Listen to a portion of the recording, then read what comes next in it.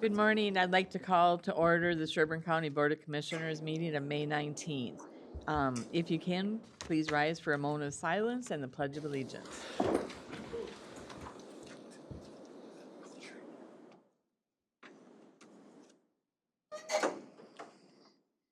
I pledge Allegiance to the flag of the United States of America and to the republic for which it stands, one nation, under God, indivisible, with liberty and justice for all.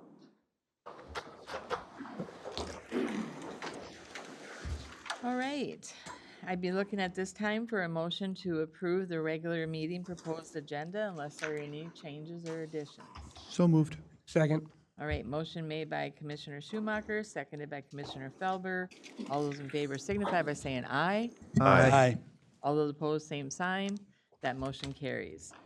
Next item on our agenda, we are going to have a county proclamation in recognition and celebration and declaring May 2026 as Foster Care Month and receive the announcement of the award winners. Mitchell, good morning. Good morning, Commissioners. Thank you so much for having us. My name is Mitch Van. I'm the Licensing and Intake Unit Supervisor here with Sherburne County Health and Human Services. Bringing forth to you today a proclamation, like you said, for May to be Foster Care Month here in Sherburne County. So, whereas the family serving as the primary source of love, identity, self-esteem, and support is the very foundation of our communities. Whereas foster care provides children, youth, and families with a safe, secure, and stable home, along with compassion and nurture from the foster family. Whereas child foster care providers open their homes and hearts to give love to children whose families are in crisis, playing a vital role helping children and families heal and reconnect and launching children into successful adulthood. Whereas grandparents, aunts, uncles, and other close family members and relative caregivers also have an important role providing normalcy, stability, family connections to their kin who are not able to remain with their biological parents. Whereas adult foster care providers open their homes and hearts to adults unable to remain living on their own safely, playing a vital role in offering a safe and supportive community alternative to institutional care. And whereas numerous individuals in the public, private organizations work to support the Sherburne County Foster Care Program, increasing public awareness, our foster care system is only as good as those who choose to be a part of it. Now, therefore, Board of Commissioners do hereby proclaim May 19th, 2026 as Foster Care Month in Sherburne County. Call upon its citizens, community agencies, public and private institutions, businesses, and schools to recommit our community to increase the awareness and understanding of child and adult foster care. At this time, then, I would be looking for a motion to approve the proclamation as read. So move. Motion made by Commissioner Gray, Second. seconded by Commissioner Hulls. Any further discussion? Hearing none, all those in favor signify by saying aye. Aye. All those opposed, same sign. And now at this time, we will receive the announcement of the award winners. Sounds great. I think we're going to change up our order a little bit. We're still waiting on one possible nominator to show up, so if we can start with adult foster care. Yes.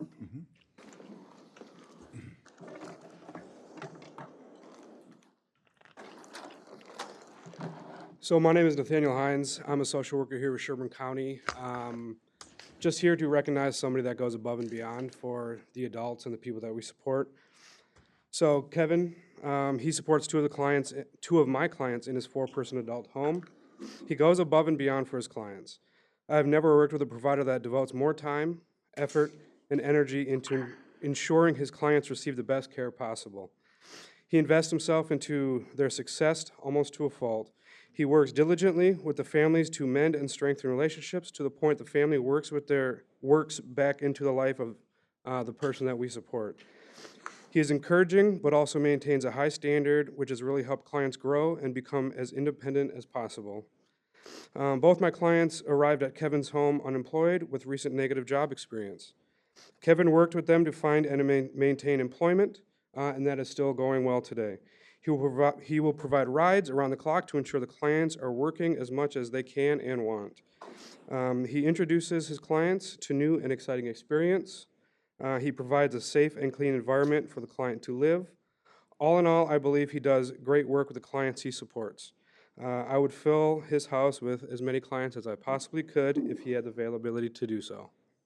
So, Kevin, I'd like to present you with the award for the Adult Foster Care Provider of the Year.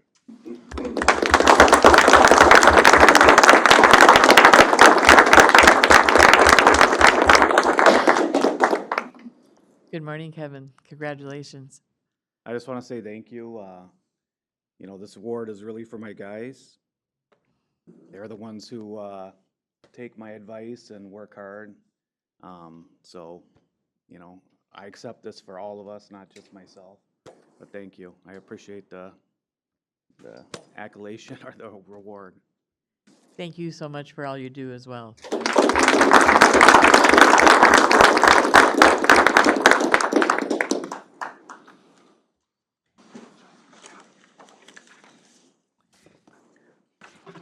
We'll do the child foster care Okay. of the year. My name is Chelsea Doherty, and I'm a licensing social worker here at Sherburne County. I had nominated Jessica and Bill Warzeka. Unfortunately, they're unable to be here today because of work schedules, but we definitely want to recognize them. Jessica and Bill have been licensed for going on 6 years now. Bill and Jessica are strong believers in ensuring siblings can stay together in placement and are strong supporters of reunification for children and families whenever it's possible. Bill and Jessica have cared for children over the years that came from larger sibling groups, children with complex needs and complex behaviors, and through this, they have exemplified the very strong skill sets that they have in navigating behaviors, identifying needs that children have, and also advocating for them. They have utilized skills to support children through whatever challenges they have presented with. Bill and Jessica and their children accept children from our community into their home and family and have provided extraordinary care. Sherburne County HHS is extremely grateful for the Warzekas and the care that they have provided and continue to provide. Thank you. Thank you.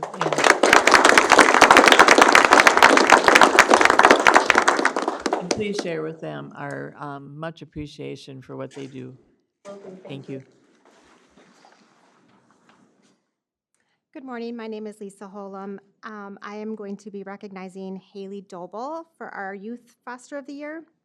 I'm going to also read off what her case manager, Andrea Hofstad, has said about her.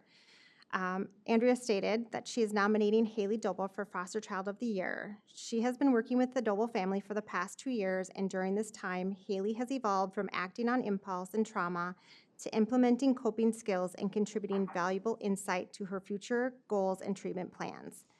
In the past, Haley struggled with making impulsive decisions, which led to justice involvement. However, Haley was open to advice and guidance from her therapy treatment services, family, and social worker to make the necessary changes. Haley is future-focused and an exemplary student. Despite bumps in the road and on her journey, Haley has remained in good academic standing, earning extra school credits. Haley already mapped her college path, which she wants to begin while she is earning her high school diploma. Andrea has witnessed Haley developing skills of empathy, demonstrating vulnerability, and forgiveness. Haley is learning what an amazing young woman she is and recently joined the high school track team. This is just another example of Haley setting and reaching goals. Haley attends youth group and often volunteers to assist in the child care center. Haley is quick-witted, funny, and determined. Andrea has been impressed with Haley's ability to advocate for her needs and future with insight and intelligence far beyond her young age. The current path Haley has chosen is guided by her, and it includes continuing her journey of healing, developing a trusting relationship with her dad, and successfully completing her treatment program. Haley is working hard toward her academic goal and has a bright outlook on her future. Andrea is honored to nominate this incredible young woman for the Foster Child of the Year award. Haley has faced more turmoil and instability than most adults ever will. Moving between her family's homes, navigating relationships that often led her feeling uncertain and ungrounded. Yet through it all, she has shown a level of resilience and heart, and that is truly extraordinary. I will be accepting this award on Haley's behalf because she's not able to join us today, but we are truly honored to have her receive this award. Congratulations to Haley.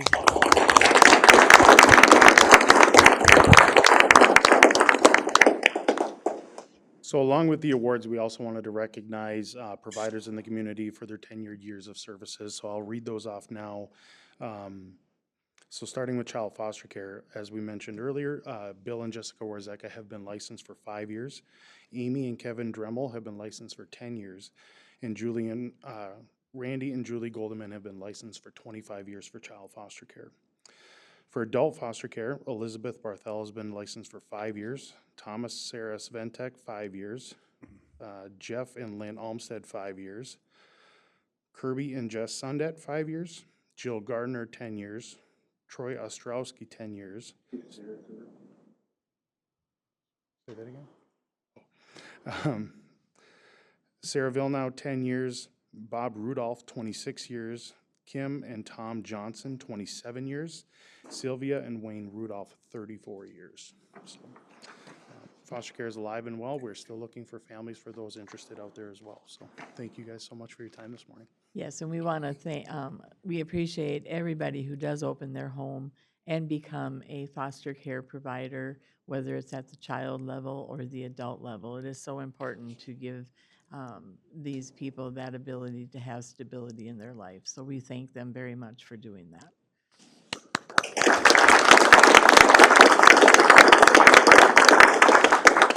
Any other comments? With the board's permission, could we get a photograph with Kevin? Yes. Okay. And then if you guys want to bring your whole staff up, that'd be awesome, so. The more the merrier.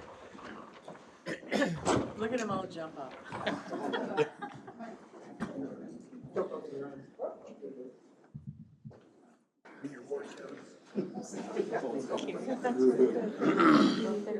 Us? Yeah, more the merrier. Come on. You work for each foster providers? No. And staff, though. They're being voluntold by. Yeah. No, I don't. Come on, come on. Keep in the middle there. Golden Valley. All right. Just go ahead and stand in front. We're gonna have to get closer. Oh, boy, people are gonna. Are we all in enough? This good enough, Dave? You want to Get more people? Closer. We're gonna sit our whole staff, so. Gotta go back here. Good, I had 15 years in. All right, Photoshop will take care of the rest. Thank you. Congratulations. Thanks, thank you. Kevin, congrats. Thank you.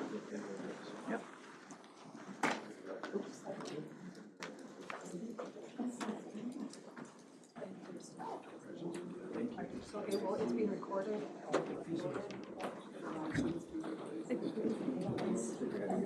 did look at that last photo that we took. I'm the tallest person in the ever. Yeah, I noticed that in the paper. All right, moving on to the next item on our agenda. We will have open forum. Keisha, is there anyone signed up? Yes, Madam Chair, we have 3 people signed up today. Okay. First, we have Linda Schultz of Elk River speaking on election security. Good morning, Linda. Good morning. Good morning, Chair and Commissioners. Thank you for allowing me to speak this morning. During the 2024 early voting period at the Sherburne County Auditor Treasurer's Office, the voting process became chaotic. Surveillance video captured one individual casting 2 separate ballots on the same day. We will provide you with the surveillance video if you don't already have it. A subsequent search warrant confirmed the double voting. The investigation also revealed a pattern. Large groups of voters, often 5 to 10 or more at a time, were brought in by the same individuals acting as translators and assistants. Election staff described the scene as overwhelming, with people lingering, applications being handled repeatedly by one individual, and the normal flow of business disrupted.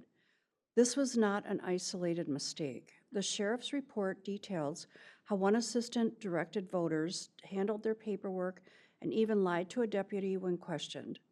Election workers were left trying to manage crowded counters, verify registrations, read oaths, and maintain order, all while processing high volumes under time pressure. These dedicated county employees were put in an impossible position. They are not trained security personnel, yet they were expected to keep the peace and enforce election laws during repeated disruptions. Chair, because of the documented chaos that occurred in 2024, I respectfully ask the County Commission to make a motion today to appoint a sergeant at arms to assist election workers at the Auditor Treasurer's Office during the entire pre-election and early voting period. Thank you. Thank you.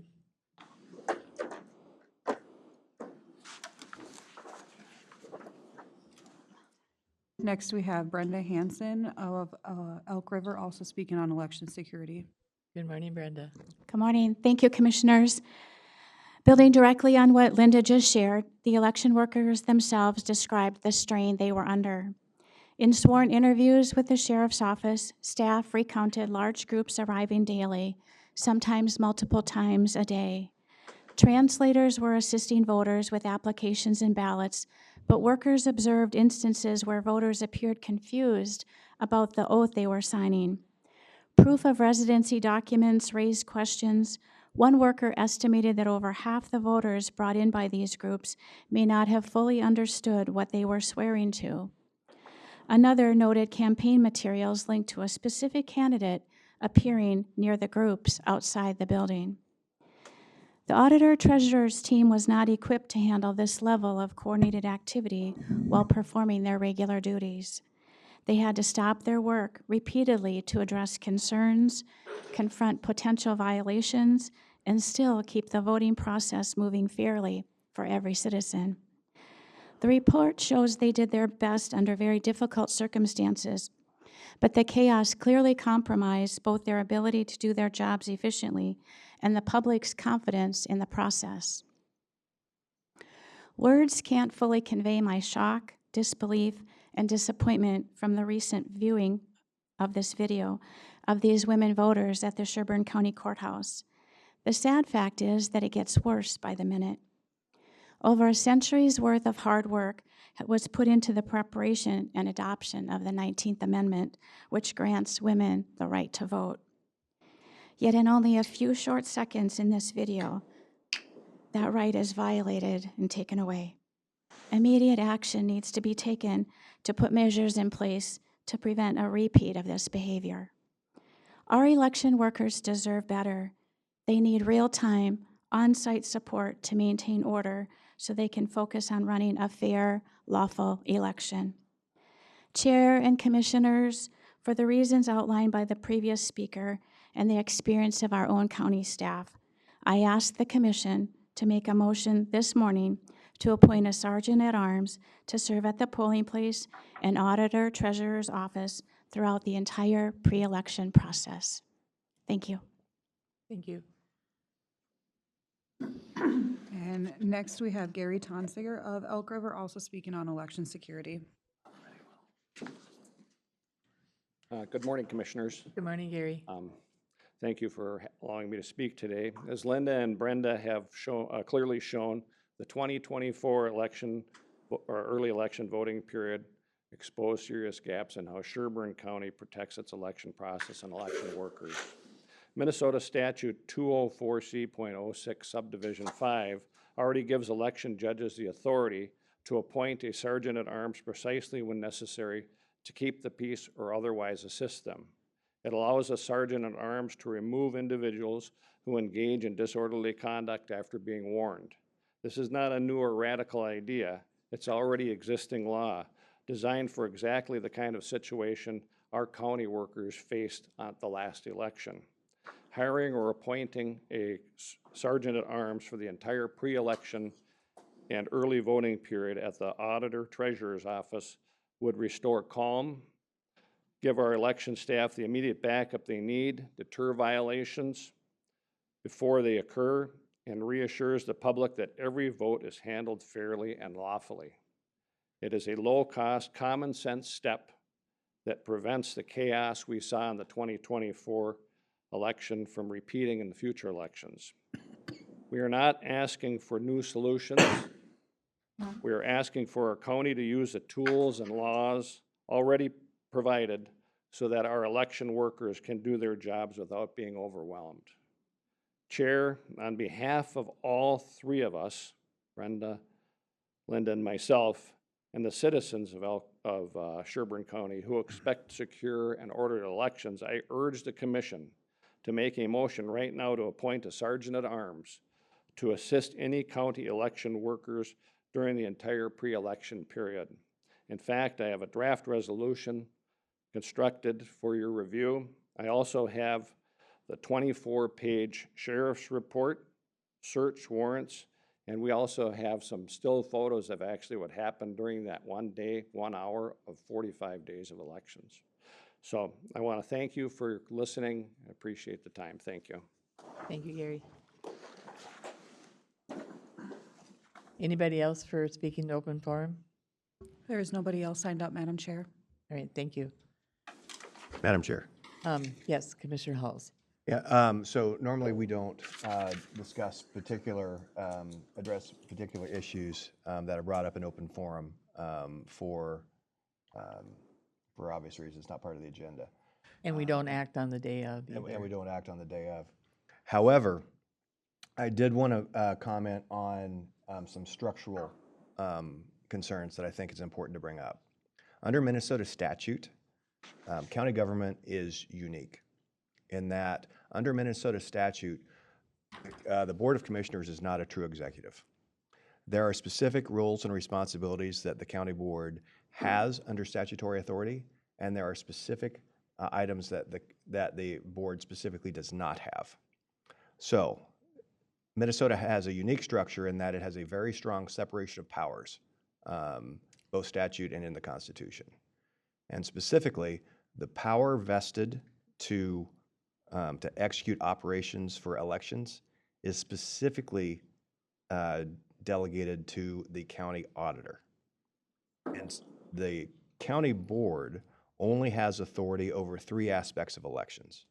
The 3 aspects that it has over elections are, in certain circumstances, defining polling places, budgetary, and the third is appointing 2 members to the canvassing board. Beyond that, the county board has no statutory authority to act, and as a matter of fact, if a county board attempts to direct an elected county auditor on how to run operations, they run afoul of state statute. So a county board has no authority to direct how operations are conducted any more than the county board has the authority to tell the county auditor or tell the county attorney which crimes to prosecute. It's important to understand that because that is unique. We don't have a true executive. We do have, as a county board, the counties do have the authority, the county board can direct those operations that report directly to it. So for example, public works. County board can direct specific activities under those. But by statute, where we have separation of powers, such as the county attorney's office, the auditor's office, sheriff's department, et cetera, we do not have statutory authority, or are we allowed to direct how those operations are conducted. I also want to comment to your specific request. You correctly quoted that particular statute, but the statute specifically states the power that is vested to appoint a sergeant at arms is specifically vested to the election judge. Those are the individuals that have the authority to do what you're asking. So it's important to understand how statute is written for the structure of the county and what powers the different elected officials have and don't have in the county. Thank you. Thank you for those comments. Did you give everything that you had to the clerk as well? So all that information is there and provided? There is, just as long as you asked, there is another 384-page report that's more detailed than the 24-page report that somehow, all editorialized, was not made available very easily. But I have that information. If you don't have that, it's very detailed and it's very disturbing. Okay, if you could please give all of that information that you have to the clerk, and it will get to the right people for taking that under advisement. Thank you. All right, thank you. Thank you for coming forward with your concerns. All right, being there's no one else for open forum, I will now close open forum. And we will move on to our consent agenda. Items on the consent agenda, are there any additions want to be pulled for separate consideration at this time? No? All right, then I'd be looking for a motion to approve the consent agenda as presented. So moved. Second. Okay, motion made by Commissioner Felber, seconded by Commissioner Schumacher. Any further discussion? Hearing none. All those in favor signify by saying aye. Aye. Aye. All those opposed, same sign. That motion carries.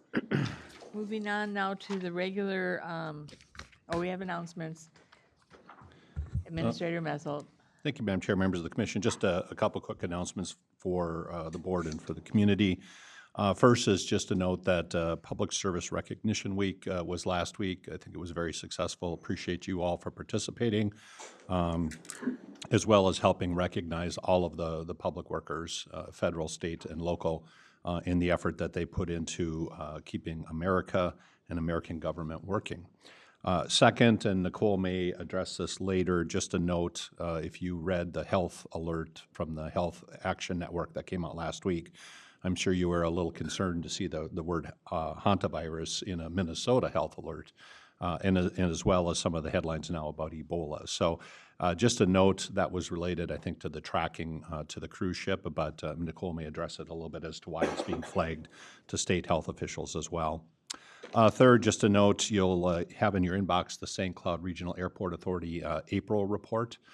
They send it out monthly. It didn't make it to the first meeting, so I just want to note that it's there for your reading and update as well. And then just a note also, election season officially begins today with filing. So really encourage you to keep track of what's going on. And the next couple of weeks will be a busy couple of weeks at the counter, I assume. And then last but not least, the Eagle Eyes Award, which this time probably should go to maybe the early bird gets the worm award. But one commissioner was really fast to notice that an early agenda didn't match the later packet, and so made sure that we had everything correct. So this week's Eagle Eyes Award goes to Commissioner Gray for catching that early and making sure we had everything I's dotted and T's crossed correctly. So, Madam.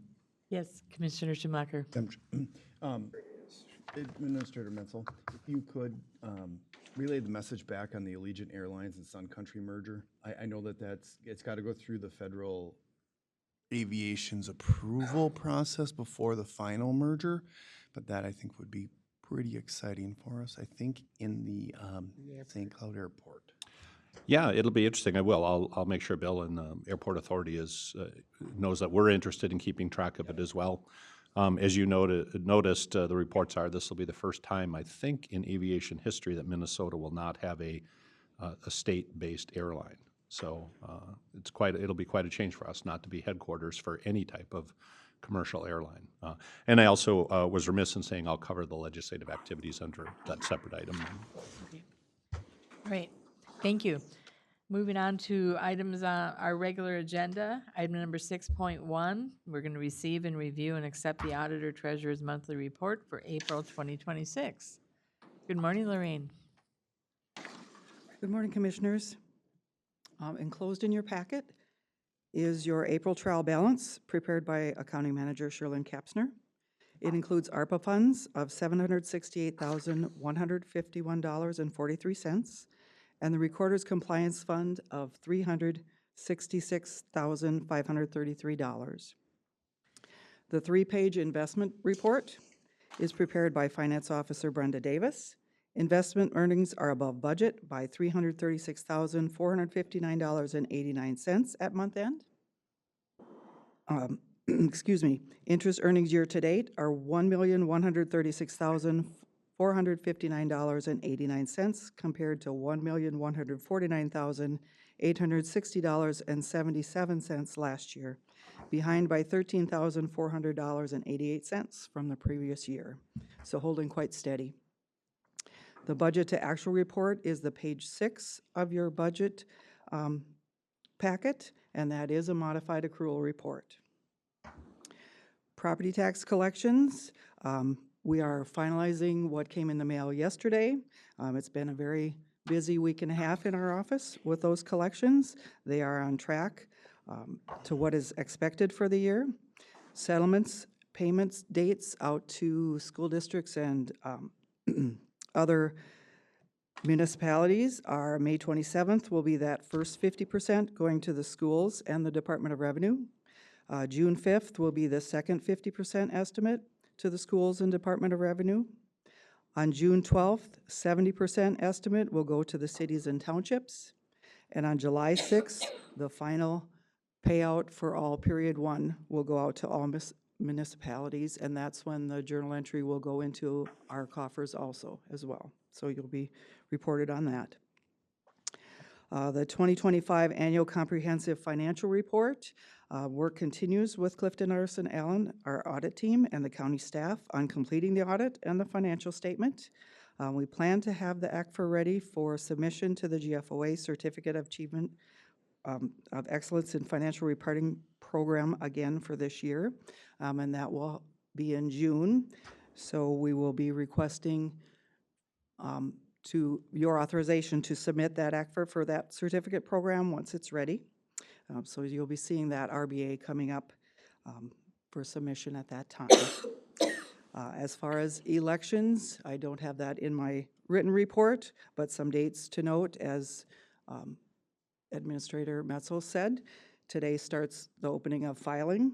That closes on June 2nd, and then there's 2 days to have them pull back their filing. So then we start the process of actually getting ballots together. We currently have over 1,500 permanent and regular AB applications awaiting ballots to go out to them. The first they can be mailed is June 26th. That starts absentee balloting at the counter and in the mail. July 24th starts early voting. That's when people can actually come to the courthouse and put their ballot in the machine. All right. Any questions for Lorraine? I don't hear any. Thank you so much for that report. I would look now for a motion to accept the Auditor Treasurer's monthly report for April 2026. So moved. Second. Motion made by Commissioner Hulls, seconded by Commissioner Gray. Any further discussion? Hearing none. All those in favor signify by saying aye. Aye. All those opposed, same sign. That motion carries. Thank you. Thank you. All right, next up on our agenda is item number 6.2, update on and discussion of state and federal legislative activities and county legislative priorities. Administrator Messel. Thank you, Madam Chair, members of the commission. I'll be truncated in my remarks since some of you have, I'm sure, your own thoughts and comments to do as well. Suffice it to say, it was a disappointing end to the session, I think, for Sherburne County. But for Minnesota counties, AMC's report yesterday, as some of you saw, was overall pretty positive. A lot of the county messages did resonate with the legislature, and for a legislature that was not going to do much this year, got some things to the finish line that will be helpful for Minnesota's local governments. That being said, just a couple of updates real quick on the screen for you. I'll go down to the middle, the immigration enforcement, just to note that that did not pass the House, so it was not put into law, even though some of the mandatory language that we were concerned about was not included. We were tracking that. Unfortunately, not a single local option sales tax authorization bill was passed this year. There were 50 that were introduced, 37 were included in the Senate bill, and the House co-chairs could not come to a consensus on a tax bill that included any local option sales taxes. That includes for the city of St. Paul, possibly Hennepin County, as you saw, and four counties in Hennepin and us and 2 others. With that being said, obviously, the sheriff and Dan and I will schedule a workshop to talk about what that means for our projects, but the reality is that it's a 2-year window, so the next time we could seek authorization, even if we got it next legislative session, it would not be on the ballot until 2028. In addition, the effort to promote data centers or the ETAC communities also failed to reach the finish line. Some measures were taken actually to make it more difficult for data centers, even beyond what happened last year, including the NDAs and things like that. Don't affect us in our efforts, but we are not successful in getting the economic development tools back in place. Surprisingly, the one that did reach the finish line was the study on nuclear energy. That was originally a lifting of the moratorium, got converted to a study. It got broadened, or in some people's opinions, watered down to include some very intentional environmental assessments. But the intent is that the study will go forward, it will be completed and presented to next year's legislature. So at least that ball got moved a little bit. Also disappointing for Sherburne County, both of our bond projects failed to be included in what was one of the largest bonding packages in history, $1.2 billion. So there was no state funding for the US 10 County State Aid Highway 11 interchange project. There was also no funding for park improvements. The one we were tracking on 10 and 11 did not pass also for the St. Cloud area, and the Becker interchange was also not included. The only local project that we've been able to find so far is $3.5 million was set aside for Big Lake for, is it wastewater, Rand? Wastewater expansion. Yeah, which is like a $50 million project if I think I heard it's up to 60. Yeah, so very, very expensive project and some funding there. Obviously some disappointment. If you read the actual bonding bill, it's not clear what the motivation was for those that were selected. There seemed to be a little bit of a feeling like we're going to spread the funding to communities that don't normally get it. But then if you see the number of projects in the traditional places, St. Cloud, Rochester, Duluth, Minneapolis, St. Paul, Anoka County, it doesn't seem like that was a consistent application. So I think at this point, and I'll give you my state comments here in a second, we'll transition to the Fed. The good news is that now both senators and our representative are recommending 10 and 11 for congressionally directed spending. So much brighter at the federal level. We were not recommended for the Parks project, but we kind of knew that one project is what gets there on the end of the day. As you recall, last year we didn't get any transportation funding, but we got funding for the jail project. Other legislative items at the state level, more than the federal level of interest for the board, MAF-Pequota, there was some limited funding giving, a minimum of $100,000 per county, the maximum probably $160,000. So at the end of the day, if our estimates are correct and we're looking at a $2 million price tag, then we'll get $100,000. So not much for state taking on or providing funds for the mandate that will be coming. There's a limited 6-month delay for some of the pieces of MAF-Pequota, but not for all of it. And Amanda, did I get that right? Yeah, and I should say that was a one-time appropriation. It's not ongoing funding. Yeah, the 15 million was only one time as well, so that's not ongoing. So really just a scrap thrown out to the counties. Minnesota paid leave were no significant changes. HR 1 implementation, there was some state money for some of their responsibilities, but not nearly what we had expected, so we'll be evaluating the impacts on counties. Skipping over property tax for a second, the takeover of HHS duties is a long-term discussion. It started, that was the good news, nothing passed. Systems modernization did get some money, and there was a committee formed on which counties will be there to help steer modernization. Again, that's a long-term fix, but it's needed. Disability waivers is also in the HHS world. I don't know how to explain that one. Amanda, do you want to try? So I'll have her jump up while she goes to that one, and then we'll switch over. While she gets up there, I will note property tax reform was discussed again. We started that conversation, and hopefully it will continue. So kudos to us and our representatives for starting that. So do you want to talk about disability waivers? Yeah. We have to make sure that continues. Yes. Something has got to get done on property taxes. Yeah. Thank you. Sorry, Amanda. No, that's fine. I'll just, I don't know what happened with disability waivers.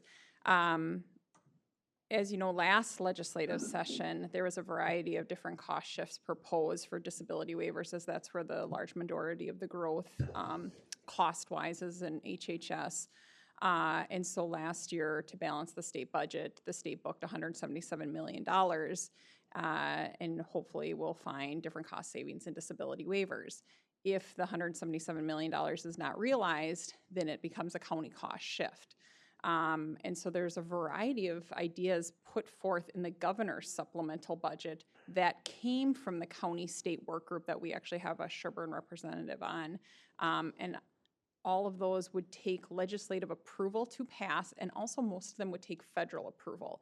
And that would need to be recognized this legislative session. So I haven't had my update yet in terms of what passed, what didn't. If the $177 million was not both realized and attributed to last legislative session, then our county cost shift is projected at $520,000 in state fiscal year 2028. So that would be July 1st next year. So we would have to budget about a $260,000 cost shift in the 2027 budget. So I don't know where that is at. Yep. Thank you. Thanks for the update. Yeah, we're picking up the pieces here. And then just a couple other state things. We started tracking the HOA restrictions. They did pass into law. And then the predictive market prohibition also passed into law end of this weekend. So those were two things that you asked me to track as we went on. And then just a note again, at the federal level, we are also looking at two things. AMC is going to focus now on HR 1 and whether there's any federal relief for HR 1. And then also we will continue to look now in the executive branch for grants that might help with the law enforcement center renovations. So what I'll end by saying is we'll do a little bit of an after-action report at the staff level. Both Micah and our state lobbying team will be coming and visiting with you in upcoming sessions to discuss this. I think we put Micah right at the bridge, so they'll do a little bit of this session and also start looking at next session and just kind of assess where we're at. But some of these were disappointing. Yes, to say the least. On the prediction market prohibition that passed into law, then is that something we would be incorporating into our personnel policy then? Commissioner Schumacher asked me to take a look at it, and Don and Tammy have done a really good job. We haven't put it in a report yet. Okay. I think probably I'll start with a memo to the board, and then you guys can decide if it's, now that it's in state statute, whether there's any value in updating the policy specific. We do think the current policies and current statutes were specific enough. And now we'll have to look at the new state statute. But if it is something the board wants to do, we'll get a report to you and see what you think. So. Okay.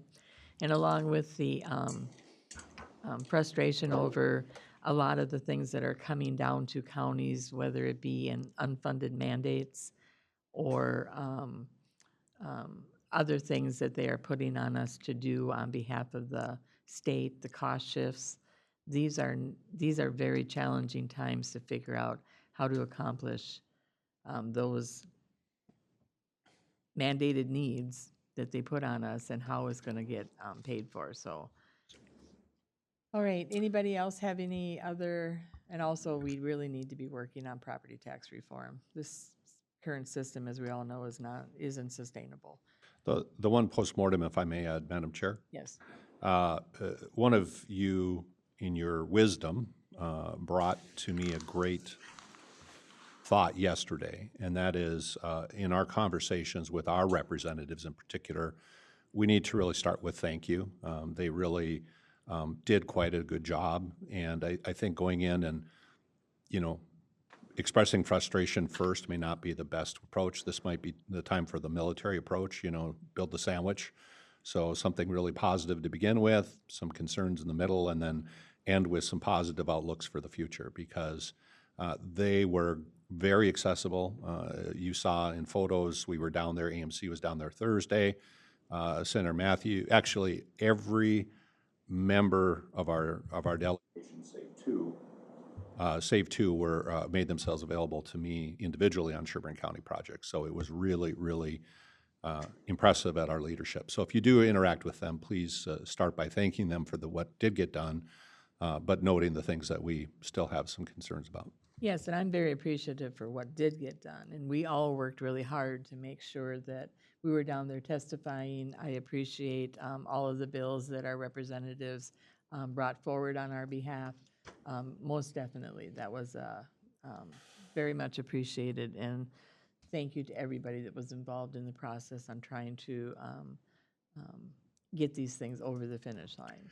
And I will be extending invitations to the state and senators and representatives to also come. And it was open today, but obviously session just ended. And if they come, we'll give them time to give their perspective on it. And I don't think we'll have a Sage Advice Award yet because, you know, we don't want that to go. But it was a good comment yesterday, so thank you. Yeah. Any other comments? Chair. Yeah, if I may. Felder? Yeah, so, for the people watching, realistically, we started out this relative lobbying season, you know, I mean, if you want to look at it as that. Starting out in January, we were looking at, with our road project on 10 and 11, the necessary repairs to the jail, the HHS and other types of mandates that we're putting at us. We started out this season looking to try to alleviate around $85, $86 million in funding. Some of that is stuff that we can put off. I mean, we've gotten some funding. We don't know how much yet for the 10 and 11 project. That was around $40 million. We don't necessarily have to do that right away, but it needs to be done. It will have to be done. Our jail will have to be repaired. We will have to spend that money, whether we get it in grants or whether we spend it we find some sort of funding some other way, whether we're bonding and then we have to pay for that possibly out of the levy. These will have to be done. The act or Mafaquata, however you want to put it, the additional restrictions, that's $2 million. Like he's saying, that's going to be about $2 million onto our levy. These are absolute costs. Now, I mean, our legislators did a fantastic job. They really, really did. This legislative session could have been so much worse. We were all over there at different times. It was awful. I'll leave it at that. But that's where we're really at. So when people are looking at what came out of these legislative sessions and what we're still working to do right now on things we absolutely positively have to do, we're looking at around in the next 2 years about $45 million in additional expenses that we weren't able to get any sort of additional extra funding for. And about $5 or $6 million of that was put onto us by the legislature in 2023. So these are just kind of important things to keep in your head when we're going to be trying to figure out how to budget for this, how to keep local property taxes down, but we're really going to be running into an absolute wall where it's going to be a combination of literally reducing services and raising taxes at the same time to meet these type of budget constraints that we're looking at. This is not going to be super pleasant. But, hey, we all filed to run again this morning, so we'll be there trying to work on this stuff for you. Yeah, and I just want to say I appreciate Commissioner Felber's comments in regards to that. The one positive thing was the lifting of the nuclear moratorium that we were trying to get done. Did not happen, but the study was passed, and I testified in regards to that. I don't think it passed because of me, because coming out of that committee, I was not overly whelmed that it was going to get passed this year, but it did. And I think all of us agree, as much as we support the nuclear lifting of that moratorium,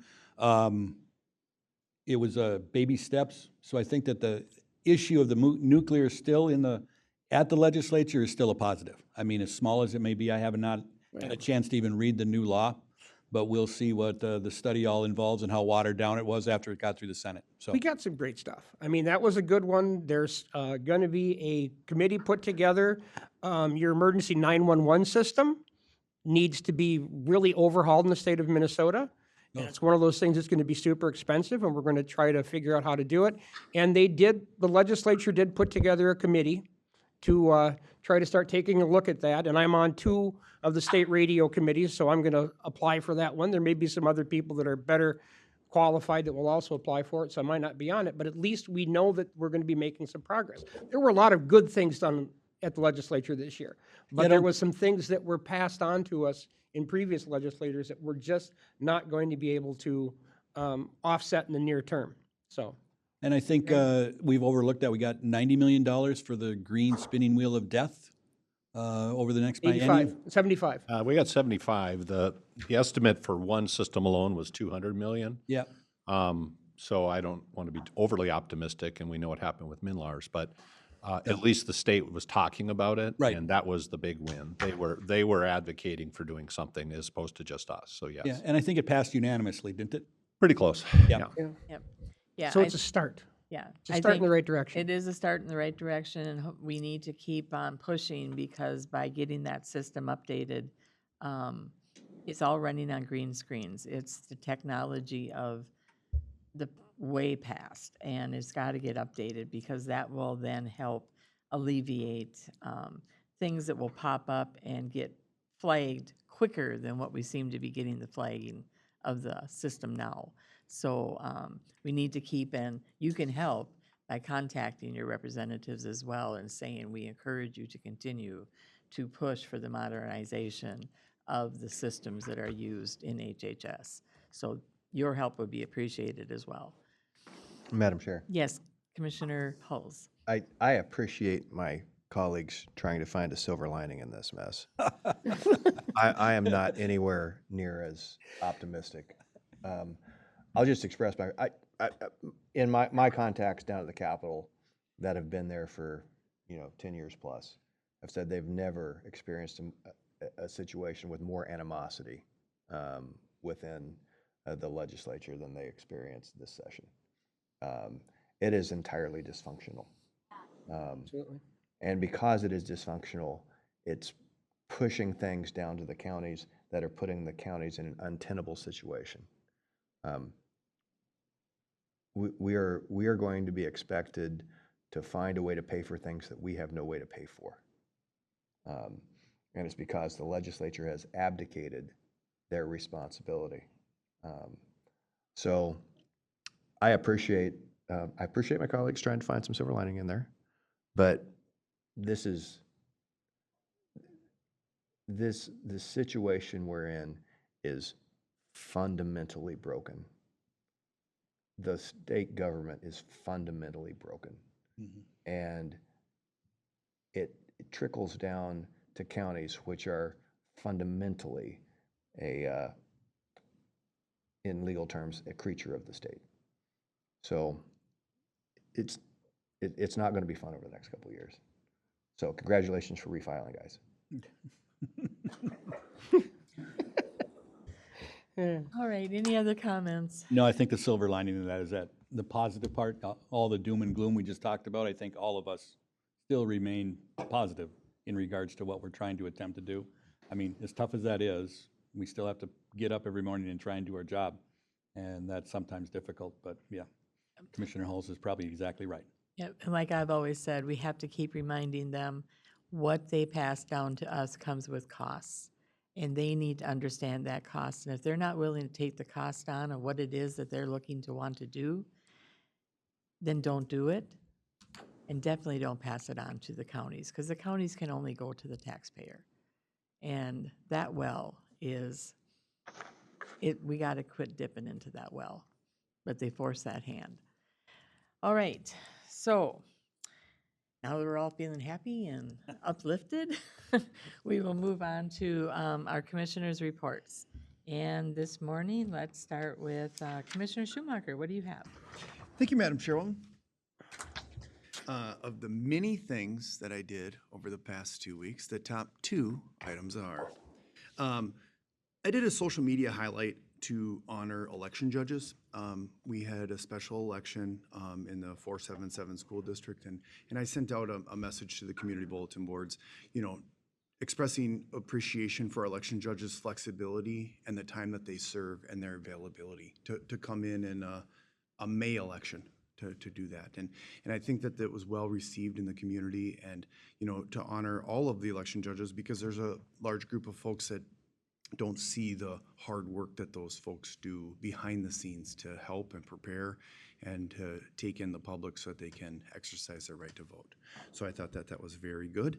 And then I was the one who, through all the negative news from the state of Minnesota, and then seeing some of the negative things happening at the state capitol that are that have bled over or leaked over into Anoka County, our neighbors and our friends, to see the dispute between their state representative and the county board and the city of Anoka made me think of reflection of our relationship that we have with our state representatives. So I sent a message to our state representatives for our delegation, Senator Matthews, Representative Novotny, Representative Lawrence, Representative Meckland, and I need Dan Wilgemont's phone number, that how much I appreciate the relationship that we have, even though that we see things from a different perspective, still coming together and not bringing that drama of St. Paul out like our neighbors are experiencing right now.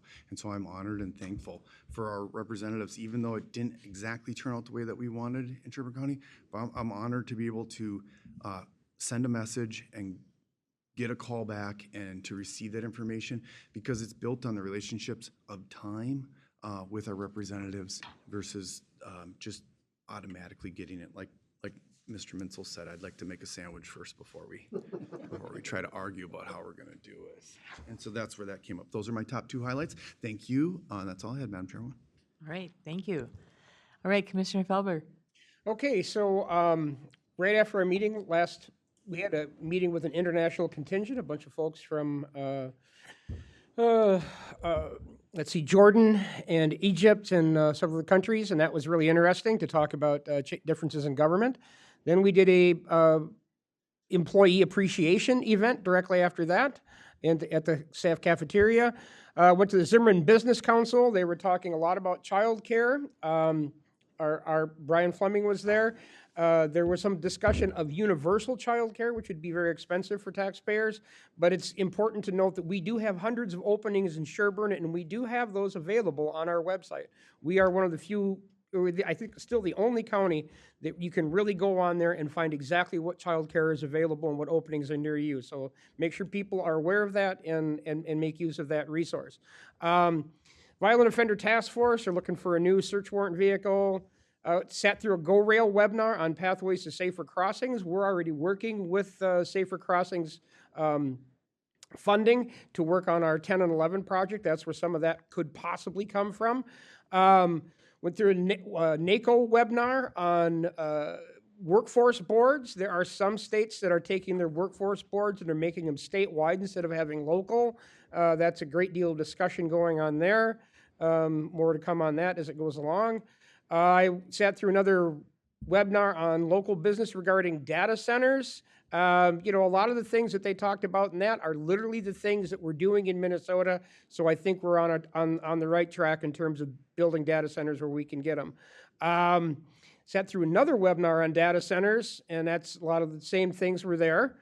MESB, a lot of discussions, legislative priorities, and the armor research will be funded. I already mentioned that. MICA was also, again, a discussion of the legislative session. I did both of those meetings by remote. And on Monday, I sat through the 7 hours of Towards Zero Deaths, as I tend to do, over in St. Cloud. There's a lot of good stuff coming out. There's going to be a lot of, they're moving all of their crash data analysis to ArcGIS, which will allow more counties to make use of that crash data. And what it can really do for you, the crash data and law enforcement data analysis, is allows you to target your law enforcement to particular roads where you are likely to have these accidents. I mean, it is accurate to within the point where they can take that data and say you are likely to have a fatal accident on this 5-mile stretch of highway in the next 6 months. So when you're looking at limited resources, because in law enforcement we have insanely limited resources right now. Even the Minnesota State Patrol is short on troopers. In one district that's authorized 50 troopers, I believe it was, they're down 14. This is unprecedented in the history of the state of Minnesota. The respect that people have and the job of the Minnesota State Patrol, it used to be insanely hard to get into the State Patrol. Now they're short on people. So what this data will allow people to do is when you have these limited resources, you can direct your patrol activities to those areas where it's most likely to present or allow you to prevent significant crashes or fatals in the future. So that's a good thing. constituent stuff, basically, some folks were concerned about the tobacco ordinance. It's really hard for them to understand it.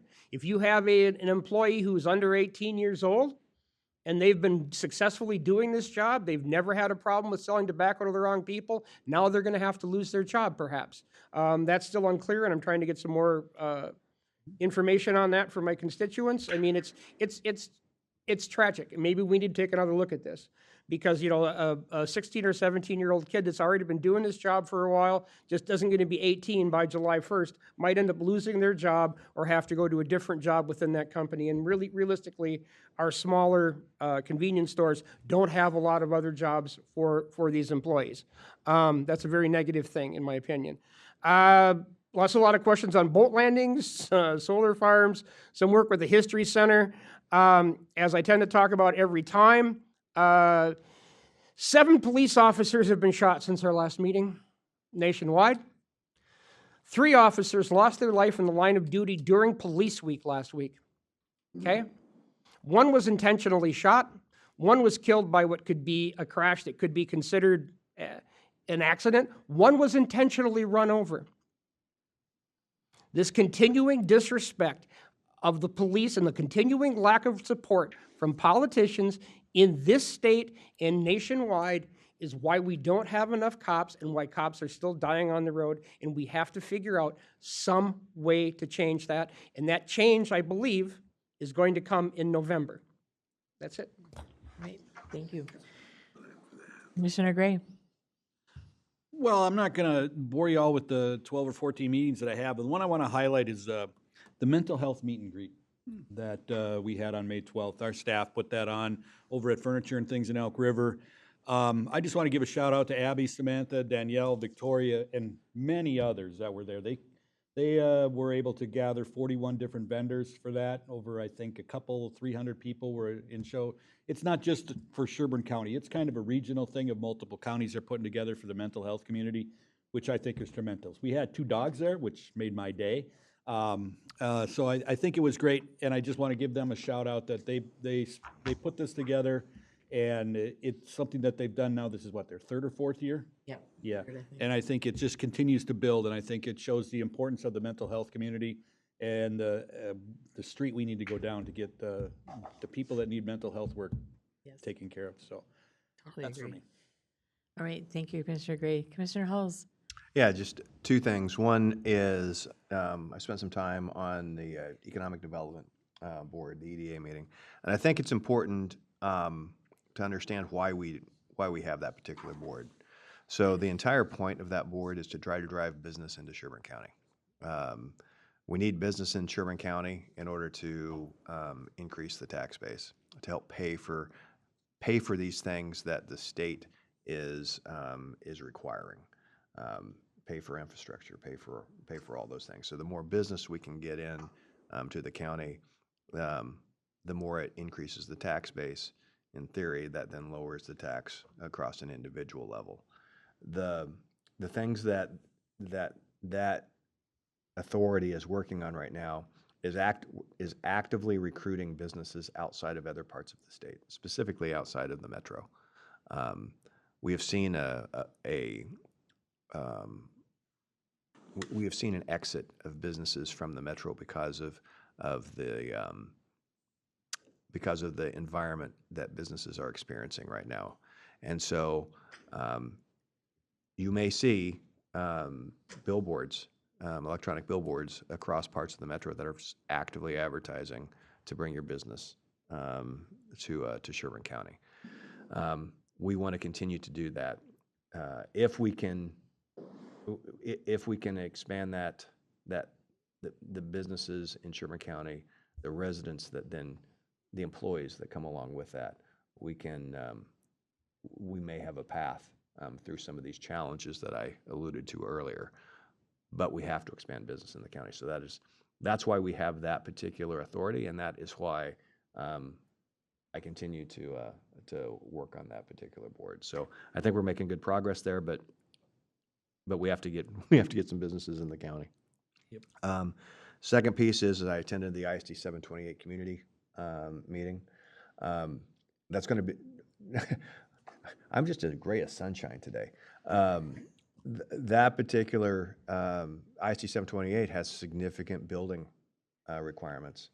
They're looking at about a $350 million bond in order to construct the schools that they need in order to absorb the growth that they're seeing in the southern part of that district.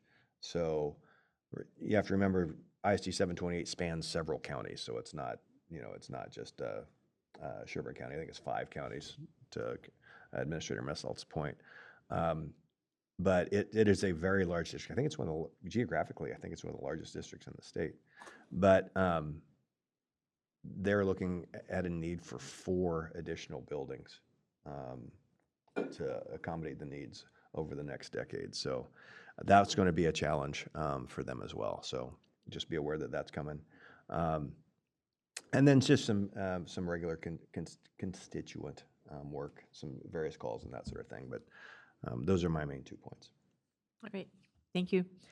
For myself, I had a law library meeting.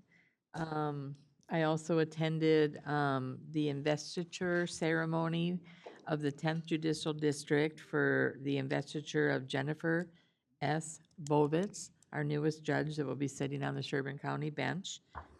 Those are always very neat things to attend. So I was happy to do that, and welcome to Judge Jennifer Bovitz. And then we had the Staff Appreciation Day, like was already mentioned. Johnny Pop handed out Johnny Pops. Those are donated by Johnny Pop, which is a business right here in Elk River. We always appreciate their willingness to donate those for the event of appreciating our staff. And also attended the county EDA meeting. I also sit on that county board. And we do have a great group of board members that serve on the county EDA, and we are blessed to have some really good staff that are in charge of working towards helping to get and promote businesses to come into Sherburne County, and also support the businesses that we currently have as well. And I attended the AMC Virtual Lunch and Learn on public health nuisances. Sherburne County Adult Mental Health Meet and Greet that was referred to by Commissioner Gray. That is such a great event to see, and the people and the services that are available to our community of mental health needs is just amazing, and it's great to have them all in one place.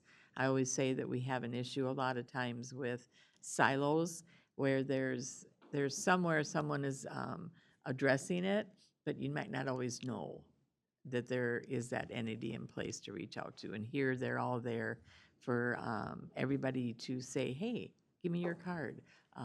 So that was pretty cool. And the 2 dogs are always amazing. Also attended a webinar on Opportunity Zones 2.0. That's a federal level. The governor is the one that will decide where the opportunity zones are in the state of Minnesota. And it's based on economic principles and stuff. So I'm not aware that we really have an opportunity zone in our St. Cloud would be our opportunity zone. So, and there is a portion of Sherburne County, as we all know, that is in the St. Cloud area. So those are things to follow up on. You never know what opportunities come there. Also attended the Community Advisory meeting. I did attend the National Peace Officers Memorial Ceremony. That was just very, very moving. And as Greg said, we have got to start supporting our law enforcement people because they are doing the job that keeps us safe and putting their lives at risk. And just to know the amount of officers that are losing their life in doing that.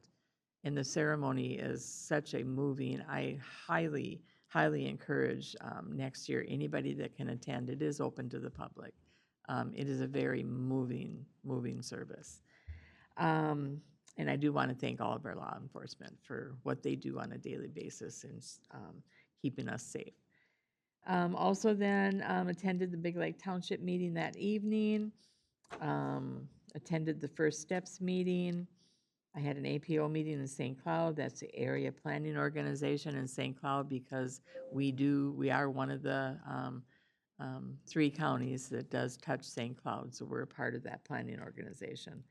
I had my Big Lake SUP meeting, which is substance use prevention.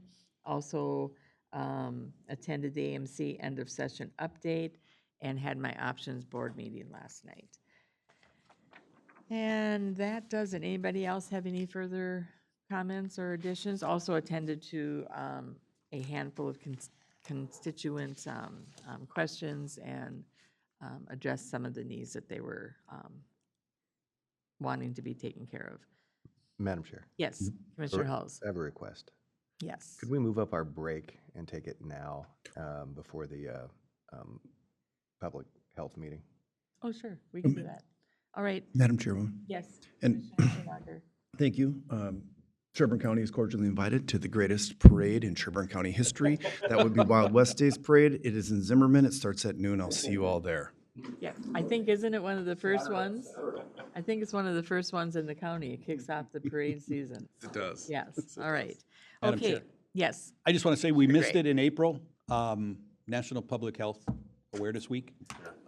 We need to give a shout out to our public health employees, all of the different disciplines they have. We don't usually recognize them in a official proclamation. Maybe we should next year. I think I've talked to Commissioner Messelt, but I just want to give a shout out to our public health employees through the month of April. We missed it, and our apologies.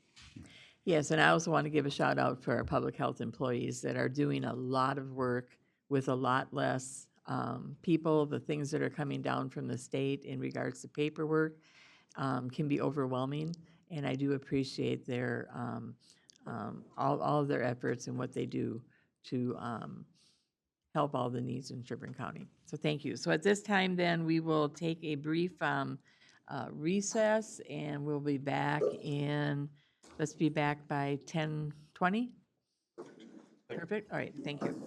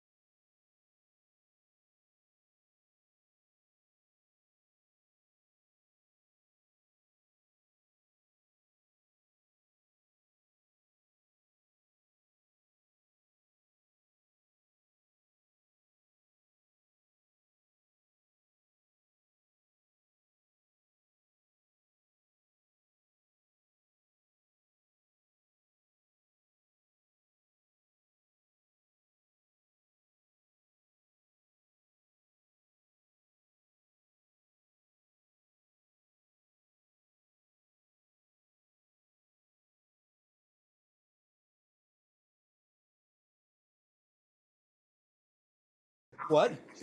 I know, I'm back there. All right, I'm gonna call our meeting back to order at this time, and I will be adjourning the regular meeting and opening our Community Health Board meeting. All right. Now we will approve the regular meeting proposed agenda. So moved. We have a motion by Commissioner Hulls, a second by Commissioner Gray. All those in favor signify by saying aye. Aye. All those opposed, same sign. That motion carries. I'd be looking at needing a motion to approve the official minutes from the March 17th, 2026 Community Health Board meeting. So moved. Second. Motion by Commissioner Gray, seconded by Commissioner Hulls. Any further discussion? Hearing none, all those in favor signify by saying aye. Aye. All those opposed, same sign. That motion carries. Now we'll be moving on to considering the approval of the Central Minnesota Alliance Collaborative Agreement between Benton County, Sherburne County, and Stearns. Nicole, Well, good welcome. morning. Good morning. Feels like a long time since I've been here, so thanks to Amanda for the March meeting coverage. So today I just bring forward, it's really a formalization of a partnership we've had for quite a while between the three counties and also Centricare.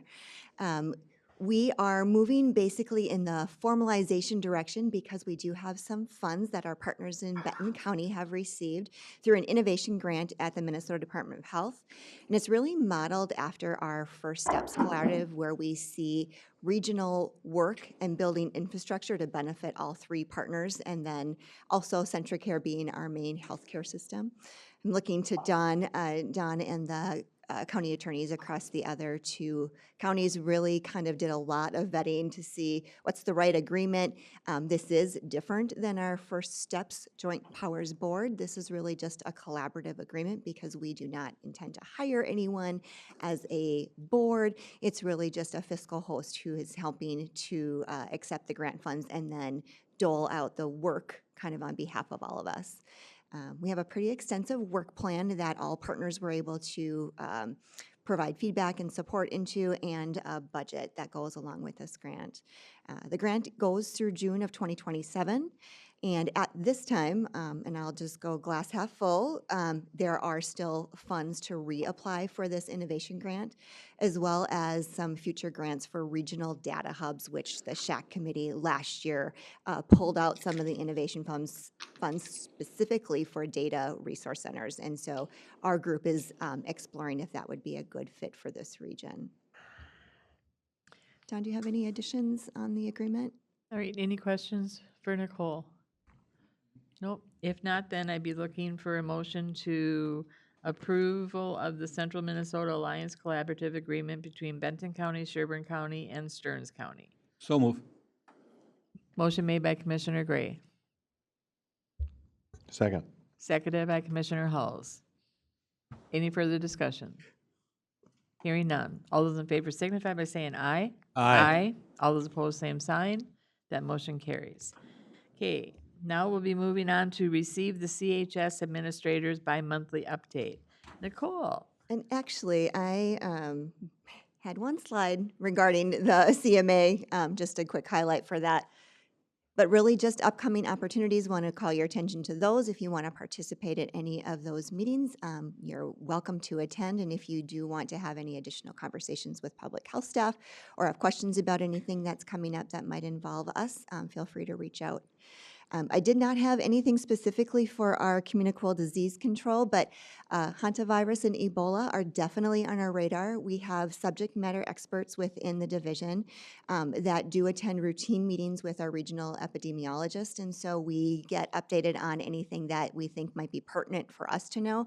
And then we also pulled out an old plan that we had about 10 years ago for Ebola, and we're just taking a little dust off of that and thinking about what that looked like 10 years ago when we were looking for those kind of similar infectious diseases. And I'm going to hand it over to some special guests today. Some of you know these two very well, and there is a different PowerPoint for them. I will let you guys introduce yourself.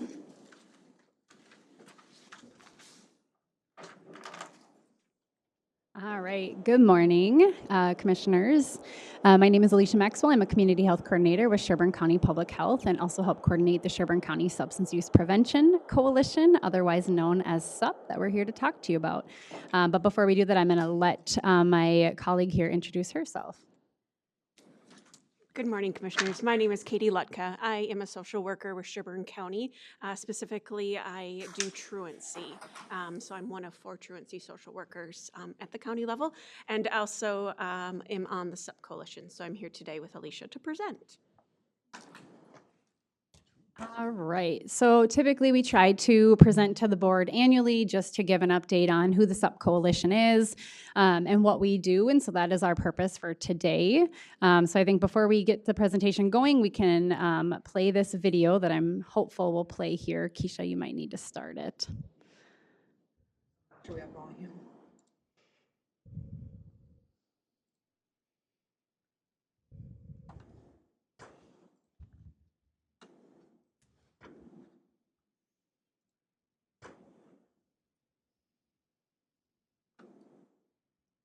I'm always hesitant to put videos in presentations because they seem to work less than they ever work right.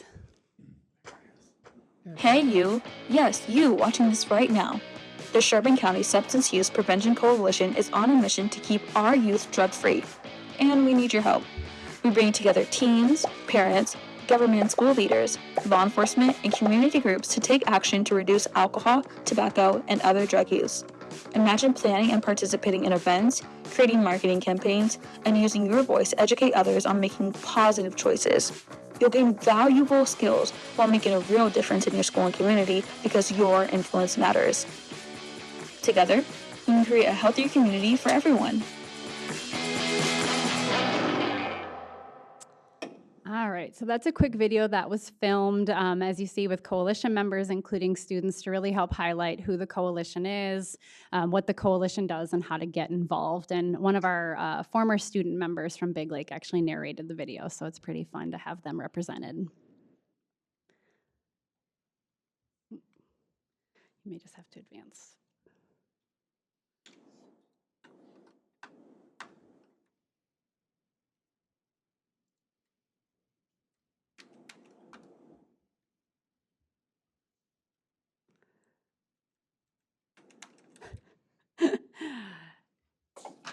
Well, it played, now you can't get rid of it. Right?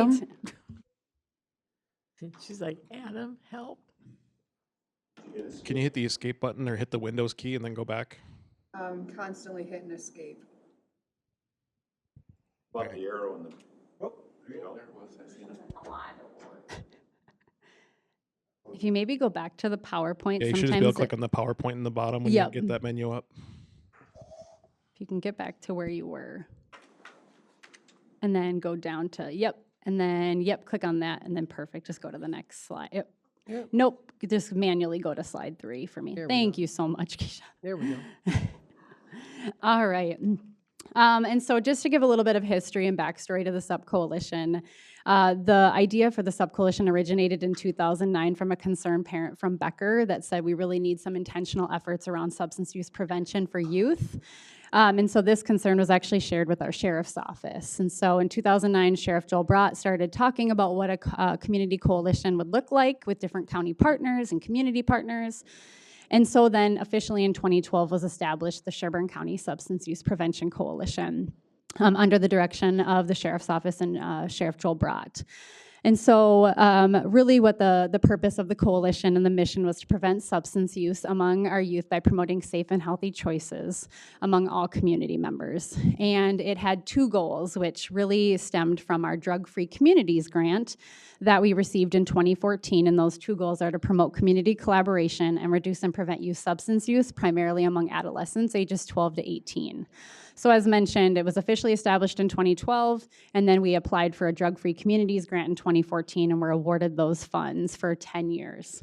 In 2014 is when I was brought on board to help coordinate the coalition and lead those efforts. So we had the Drug-Free Communities grant from 2014 through 2025. We actually had 11 years of funding because we had a 1-year no-cost extension to help spend those funds. When I actually switched to Health and Human Services a couple of years ago, with me came the coalition. So you're going to see here that it switched from the Sheriff's Office to Health and Human Services as that lead agency or fiscal host. The coalition does a lot. We provide education and support. So again, ensuring that our community partners and the community as a whole is aware and educated on the concerns that we have, and of course, hearing the concerns they have as it relates to substance use and other topics, associated topics. Improve skills and access to services. So what skills do they need to feel confident to help educate others, or do their services better? And then to modify policies, of course, to better the community. Here's just some images of SUP over the years. In the upper left-hand corner, that is from the county's tobacco ordinance public hearing. The lower left-hand corner was actually an article published in the Patriot newspaper when the coalition was awarded the Drug-Free Communities Grant back in 2014. So those were some of the original members. In the upper right-hand corner, there's a couple images for awards. So we had a couple coalition members, as well as the coalition was awarded Community Prevention Champion Awards, respectively in 2015, and then for the coalition award was 2025. And then in the lower right-hand corner, we had students attend a substance use prevention conference in Texas about 3 years ago to learn how to better their advocacy and leadership skills. And then lastly, right in this very room, we had some RSVP volunteers along with SUP members packing 1,000 parent resource bags to give to middle school parents to better support them.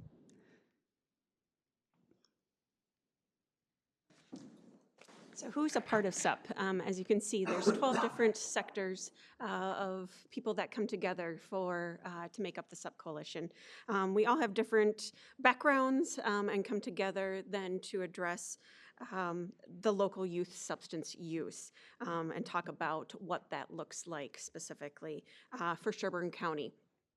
It's quite interesting at these meetings to hear some of the things from some of the parents that are involved to then those of us that work within the community and what we're hearing and seeing, and to be able to pass on those nuggets of information then to other coalition members so that there's a better understanding and to kind of be on the lookout of what you might see within the community.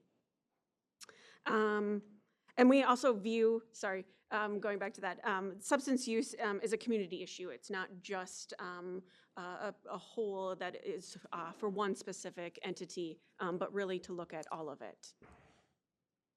And then again, this just looks at the organizational chart, visually represents the structure of our group, and illustrates how we work together, but yet all come together at the top to be the SUP coalition, and then the lead agency being Health and Human Services.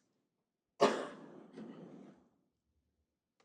then I'll call attention to, before I advance up in that right-hand corner, some of the funding sources that help fund our coalition, which I'm going to get more into here. So we combine several funding sources to support our substance use prevention efforts. By braiding these funds together, we create a stronger prevention system. These resources work together to not only prevent youth substance use before it starts, but also providing education and raising awareness to reduce existing use. So I believe most of you are going to be familiar with some of these funding sources. So we have the Statewide Health Improvement Partnership, otherwise known as SHIP, designed to improve health by reducing risk factors that contribute to chronic disease, which ultimately reduces our healthcare costs. So there are 4 different focus areas here, and of course calling attention to the commercial tobacco free living that helps do a lot of the commercial tobacco prevention work we currently do. We have our Cannabis and Substance Use Prevention, or CSUP dollars. These funds primarily target cannabis while also allowing for flexibility of other drug prevention efforts. One thing I will note back to SHIP is this is typically a 5-year funding cycle, so you can see here the designation for about $254,000 a year. And then when we look at CSUP, these are dollars that are appropriated every year based on the legislative session. So for this year, we're looking at about almost $103,000. And then lastly, opioid settlement funding. So this is for opioid mitigation activities, including treatment prevention, recovery, harm reduction, research, and training.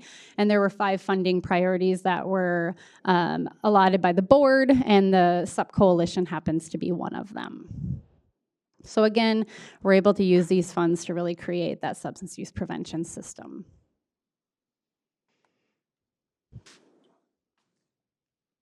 So as we look at who is SUP's leadership, most recently we had an election for the chair and vice chair.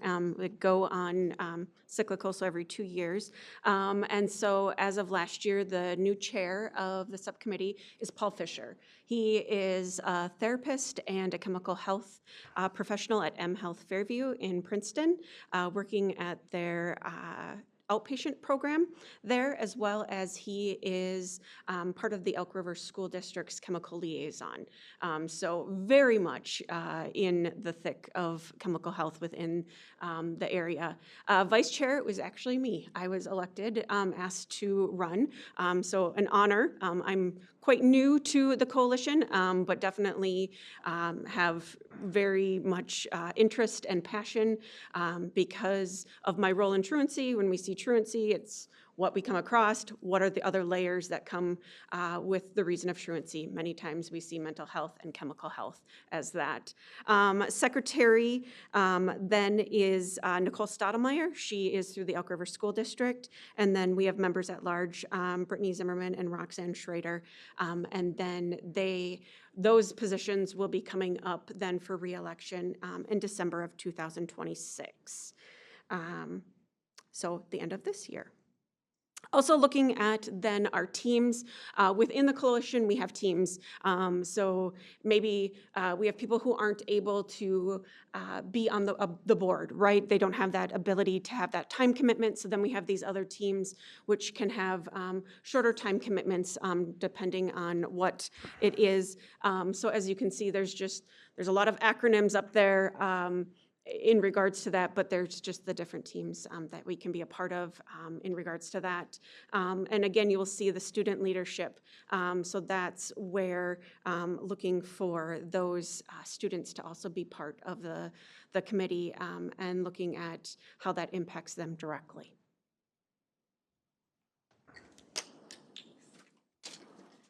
So as Katie just wrapped up with, we are always looking to have students involved and have been since the coalition started. We can't, nothing about us without us. If we're trying to address youth substance use, we really need students at the table to tell us what are the problems that they're seeing and what are some of the, what are the positives that are happening, but where are some of the gaps? And so really the goals, and this is all student directed, there came up with a goal is really we want to provide an environment that fosters positive choices and leadership opportunities. So at one point, we did have 6 youth leadership councils in all the high schools in the county. But currently we have 3 active youth leadership councils. We have 2 in Big Lake at their middle and high school, and then also at Rogers High School.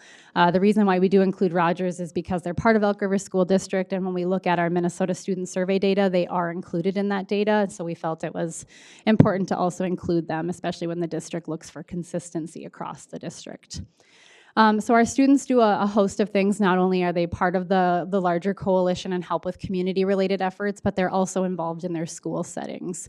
So they provide peer-to-peer education via school and community events. They advocate for school and community-based policies, and they assist with events and activities hosted by SUP. So they're really looking at how can they get their peers to do positive decision-making and also help address some of the misconceptions that they know their peers believe.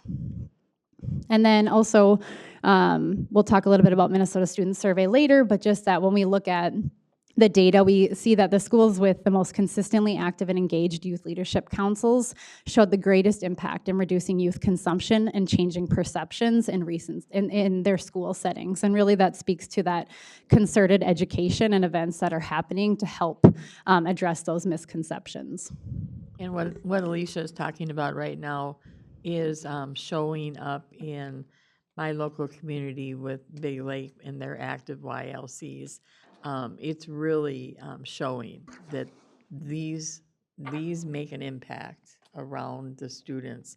And when you look at middle school, it's really necessary for middle schools to get just as active because studies show that on average, most young people, when they start to get involved with maybe trying drugs, they're 12 years old, and that's middle school. So you've got to get down into those lower grades. You always thought high school. No, you got to go lower in middle school is definitely a place they need to be. So I highly encourage every school to actively promote developing these YLCs because they do make a difference amongst those students. Absolutely. And we do see when we're looking at, what's most effective, it isn't myself going in as an older adult talking to students, it's the peer-to-peer. They listen to their peers, they respect their peers. It's they see their peers almost daily rather than somebody like myself coming in, maybe representing the county as, again, you're an adult, you don't know what we're going through. So I would agree. Thank you. And then another note I will make is oftentimes our school requests were for high school, and then they started switching more to middle school, and now we're getting requests for as young as 5th grade, just because we are seeing use in 5th grade with vapes primarily.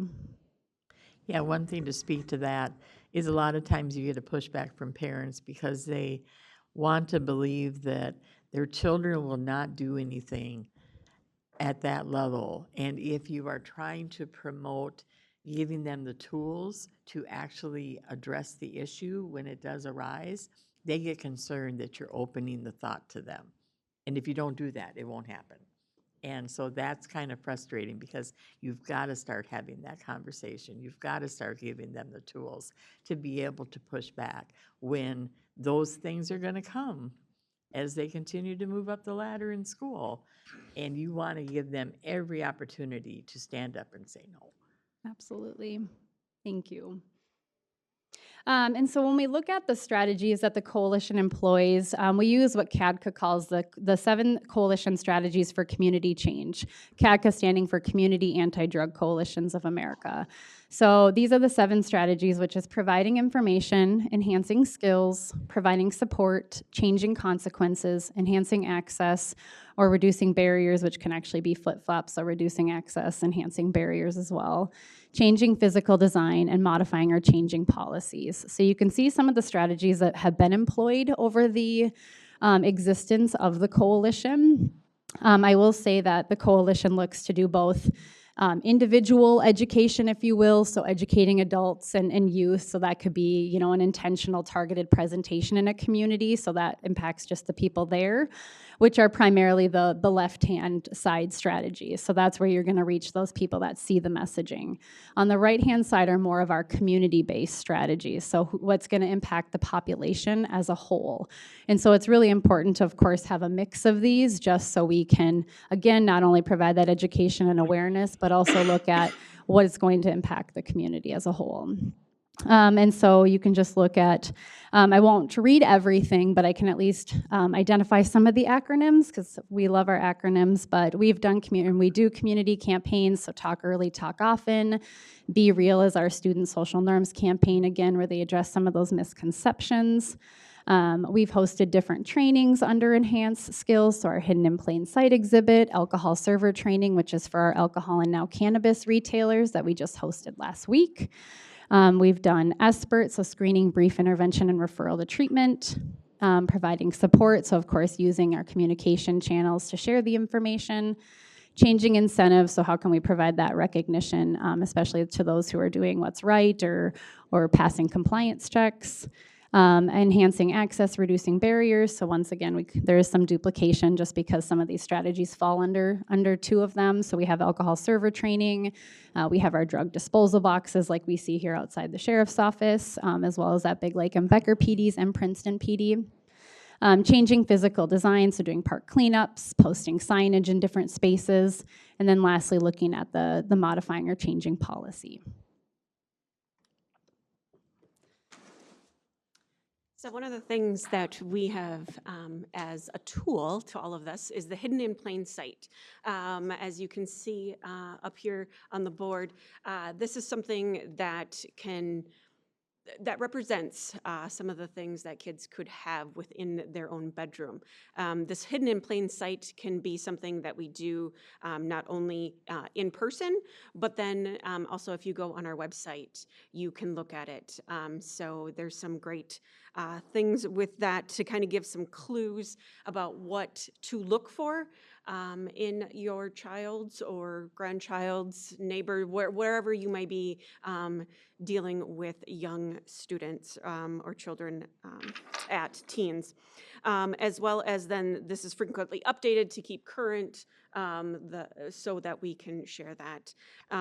Then also in person, we have a box that has like the different vapes or pens, dabs, as you may have heard utilized those words, because they can kind of mean similar but different things, all depending on who you ask and what specifically that student feels that it is. So then one of the other pieces that SUP has done is the vape disposal program, which is providing disposal boxes to all middle and high schools in the county. Which is really important because prior to that, there was no real way of disposing that. And during the conversations, we heard that that was something that was really needed. And at times, it could look like at the school it was taken and then just placed in a drawer and then maybe not given back to the parent to address or deal with, but now there's the disposal. So that's super important. And then also with that, the school resource officers are the identified contact in regards to that. And then as you can see, we partnered with the Sherburne County Planning and Zoning in regards to the disposal then of that after they are picked up. And the one thing I will just note is we are just pulling out some of our current or recent initiatives too. And one thing with our Hidden in Plain Sight is this is the most highly requested exhibit that we get just because it provides that hands-on experience for parents, school staff, nurses, whomever. We've actually done it for correctional staff as well, just so they can actually see some of these products up front. Something that we're currently started actually towards the end of April is a Lock It Up campaign.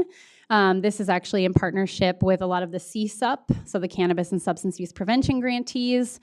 We actually have 8 CHB, so community health boards, which actually make those 10 counties just because some of the counties are blended in their CHB.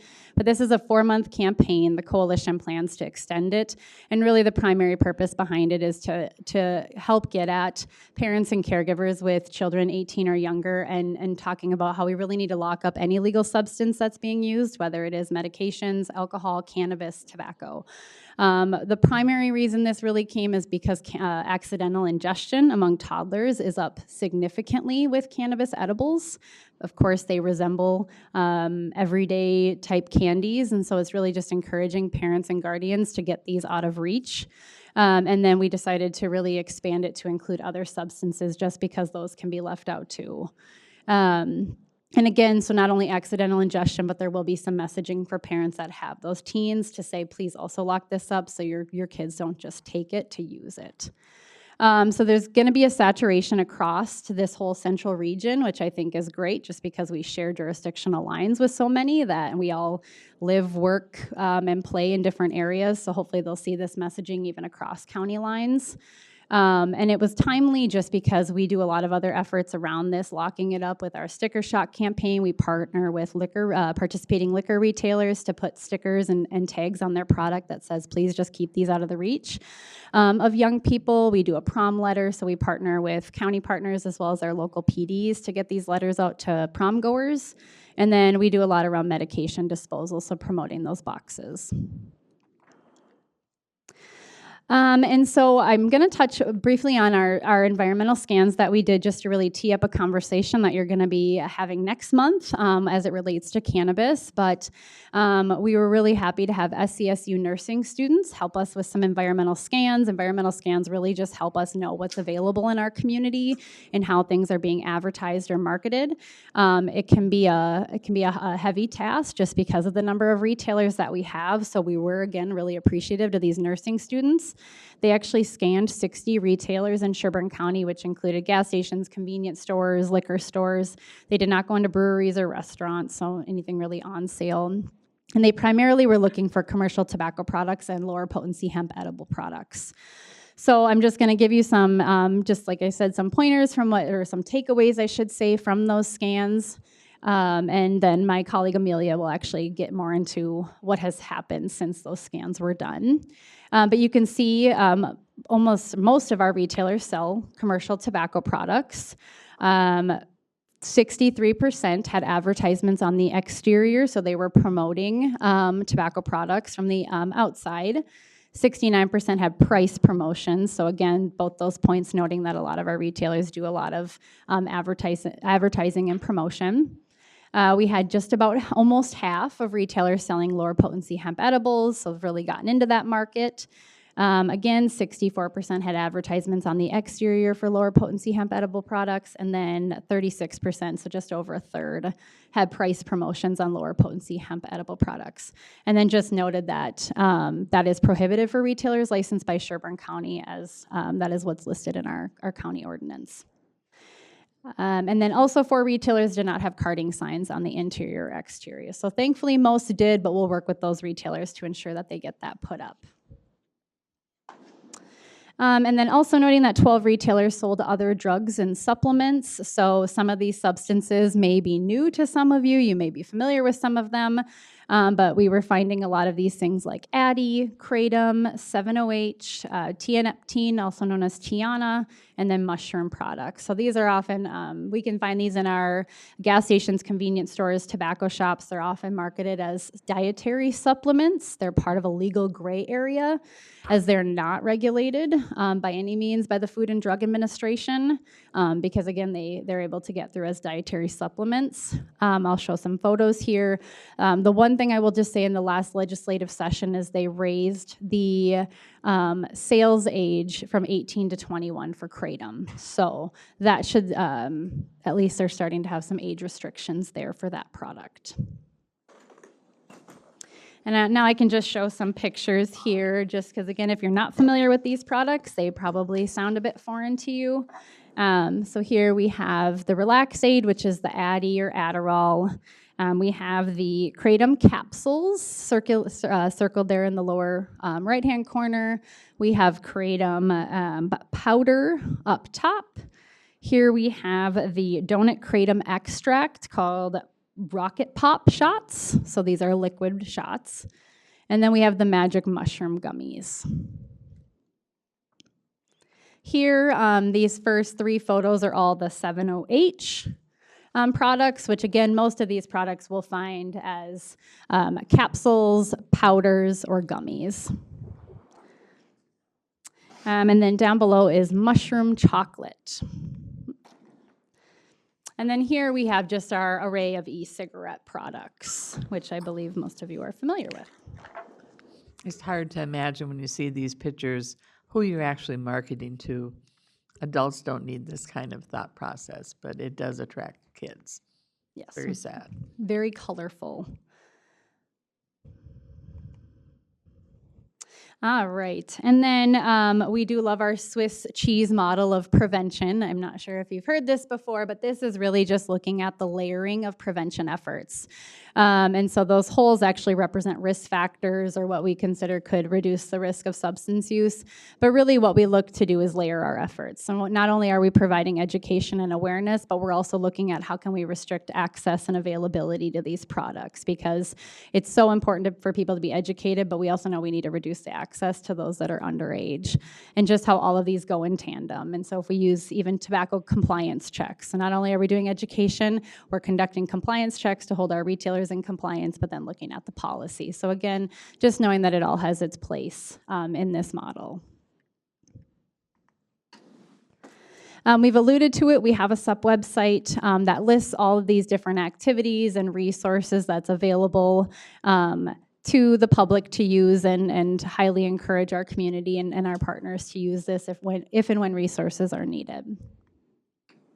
We also have our SUP Google Drive. This is really for members to be able to go and access any different resources. So if our school partners have a concerned parent that really wants information on cannabis, they can just go to this and just be able to access any of the updated resources, so they can give it to the parent right on hand and don't have to wait for those resources. And here are some of the different resources that have been developed by the coalition. A lot of times these were developed with help of our mental health counselors and providers, and it's really based on need. We always look for what's available out there from other accredited organizations, but then also how can we make it applicable to the county. Oftentimes people want to know what's happening here, what can we do here, what are some specific talking points. So we're really happy that we can provide these, and we recently were able to translate the first and the last resource in Somali and Spanish for some partners that were requesting that. Back in 2023, when the coalition was getting ready to sunset from the Drug-Free Communities grant, we did this ripple effects mapping, which really allowed coalition members to talk about and highlight the successes of the coalition and why they felt like it was important for not only the coalition to remain in existence, but why they were partners of it. And so you can see here the 9 themes that emerged from that ripple effects mapping, and really why our partners appreciate having a group like this is, again, we're seeing that reduction of substance use. So hoping that our efforts, along with, of course, other factors, are working. Outreach efforts, resource sharing, leadership and coordination, relationships and collaboration, skill building, systems change, factual data. So again, providing that real data that we see and avoiding maybe scare tactics, and then the student engagement. And here, again, just we'll highlight this. We always do an annual report every year that highlights the coalition's efforts. It just gives not only our community partners, but the community a chance to see what was done in the last year. It's a good opportunity also to highlight our different projects. And then I alluded to this earlier, but we, all of our efforts, of course, are informed by data. That is how we progress with our work. And one of our primary sources of student data is the Minnesota Student Survey. So here we're looking at data from 2022 with the Minnesota Student Survey. This is a survey done every 3 years. It's primarily done to grades 5th, 8th, 9th, and 11th. Here we're looking at 8th, 9th, and 11th grade. And this specifically is looking at past month use. And so as you can see, the trends that we're seeing is that substance use, thankfully, is going down. However, when we look at Sherburne County as to how it compares to Minnesota, our rates are always slightly higher for some of the substances. So in this case, alcohol, vapes, and cannabis use was slightly higher in 2022. Alicia? Yeah.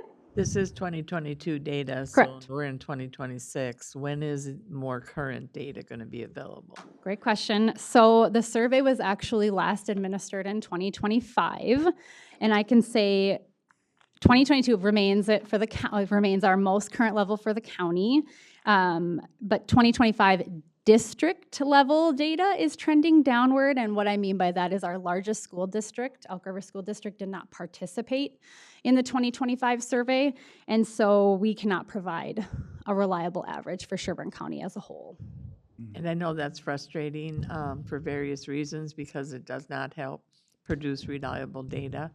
Are there conversations happening to see if there's something that can be done that would support them bringing back that survey, and maybe different things that would need to be worded differently that they were not liking? Are we having those conversations? We are. Elk River School District currently actually does their own student survey. They have hired a group that is actually surveying students every year. We were able to share some information with a school board member about what some of these questions are that we utilize as it relates to substance use and mental health, just as, if this is up for consideration for your student survey that you're conducting. And so she was planning to bring that back to the board as a whole. We have not heard where it went yet. But also knowing that the state is very aware that we're seeing kind of an overall trend downward with school participation. We were actually for 2025 at 61% of schools participating. And so the state, the Minnesota Department of Health, Minnesota Department of Education are considering what changes need to be made to ensure that we get increased participation, because this data is truly very important for the work that we do, so we can feel it's informed. The Minnesota Student Survey gives students an opportunity to share their perspectives on behaviors that maybe they're partaking in or their peers, as well as their perspectives. So definitely a concern, and we don't want to see more schools not participate or more districts not participate. But at this point, being as Becker and Big Lake school districts participated, we don't feel that's necessarily representative just of Sherburne County, so that's why we're being cautious with sharing that data. Overall, I can say we're seeing the results trending downward as both a county and as a East Central region. We are still higher than the state in most substances, but again, something that we're working on. And if the school has hired their own people to do their own surveys, I'm assuming that the state would not view that as cohesive with what they're looking for. So I Correct. appreciate the state is looking at what can we create that will be more palatable for the majority of the school districts in the state. Correct. And I will say many, they don't add many of the questions from the Minnesota Student Survey on their survey. So there was very much kind of an original creation. So there wasn't any that are duplicative of the MSS. All right, thank you. Yep, great question. And then just to reiterate, again, we use data to really inform the work that we're doing, and also, of course, being mindful of the funding sources that we have available to us. And so last year, the coalition actually did a strategic planning session over 2 meetings where they really focused on the 3-year goals for the coalition and what strategies they wanted to focus on for the next 3 years. So you can see here the 4 different substances that are being focused on. So commercial tobacco, which of course includes many different products, but primarily looking at vapes and nicotine pouches, alcohol, cannabis, and medications. Just because, again, we see that those are the most prevalently used substances among adolescents.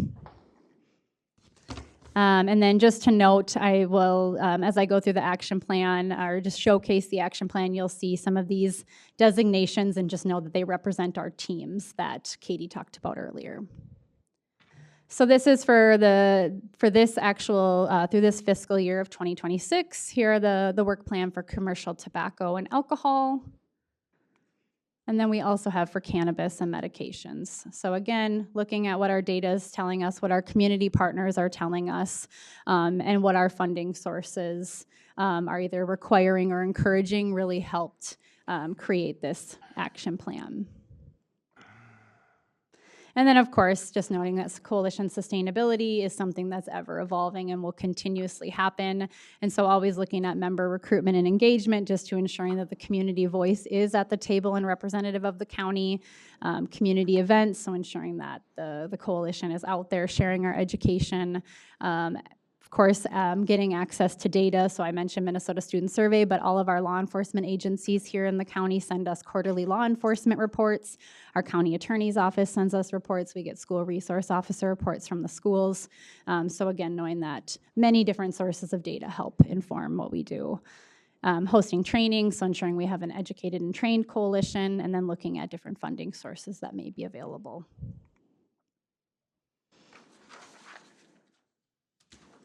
So continued involvement. We know some of you are involved and attend our meetings, but are there additional ways that maybe spark you that you were thinking, yes, let me get involved with the sub-coalition? Well, here you go. Here's what you got. Maintain awareness of substances, right? Just be aware of what's going on and specifically what's in our community. Encourage, support the policy work, get involved.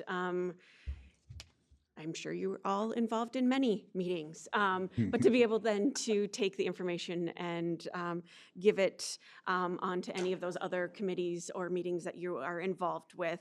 And then sign up if you haven't already for a monthly newsletter, which is great. It'll give you a ton of information, as well as trainings that are available, and just kind of keep you fresh in the loop, as well as if you are on social media, like our Facebook page, because there are different things that come up with that, and that'll keep your social media fresh with the sub-coalition details and information. So. Nice. All right, that was a lot of information, so thank you. We can open it up for questions. Any questions? Madam Chairwoman, yeah. Yes, Commissioner Schumacher. I have a positive thing from the newspaper. It would be a Saturday, May 9th. It's the longtime auditor, treasurer's running, county board chair, runs for reelection, and then the smoking advertising. There'd be no students that read this page. No, none at all. Except for, let's fast forward to this weekend's paper, page 2. Education, high school board, and then you got smoking. I want to advertise right on the student page of this They're week. gonna look at. They're going to look at this one. So here, very good. Nobody's reading, no students reading the government part. And here we're talking about accolades of our students and prom, and you can buy a vape, edible gummies, and selected, and weekly giveaway prizes right here in town in Elk River. So positive and negative, but there you go. It's placement of the ad in the paper. Madam Chair, more of a comment. Well, Commissioner thank you very Felber. much for the work you're doing. However, we're swimming upstream. The omnibus cannabis bill that was passed on Sunday night expanded access to licensing. It streamlined licensing and streamlined the supply chain to our cannabis industries. It put additional requirements for enforcement and reporting on the counties, which is a relatively small expense, but it's more work for us. They have opened up the door for increased use of psilocybin in the state of Minnesota because, hallucinations are good for people. There is some limited medical use, I understand, but it's definitely, when we're talking about talking to our kids, it's hard to tell them don't use cannabis when the government says you should use cannabis. Tell them don't use mushrooms when the government tells you it's good for your brain. This is swimming upstream. We also just opened, at least in my district, our first dispensary actually opened for operation, I believe yesterday or the day before. So, keep up the good work, but we are definitely swimming upstream in this particular category. But we'll keep fighting. Madam Chair. Yes, Commissioner Gray. I have a couple of quick questions. You mentioned a $4.7 million opioid settlement. Is that Sherburne County share? That's specifically to Sherburne County. How much of that do we spend a year? $350,000. Okay. Vapes are classified as hazardous waste with the batteries in them? They are. Yep. Okay. The other thing is you mentioned you had $254,000 in healthcare savings. Can you collate that to county savings through mental health, chronic disease, substance use? Can you collate that to that?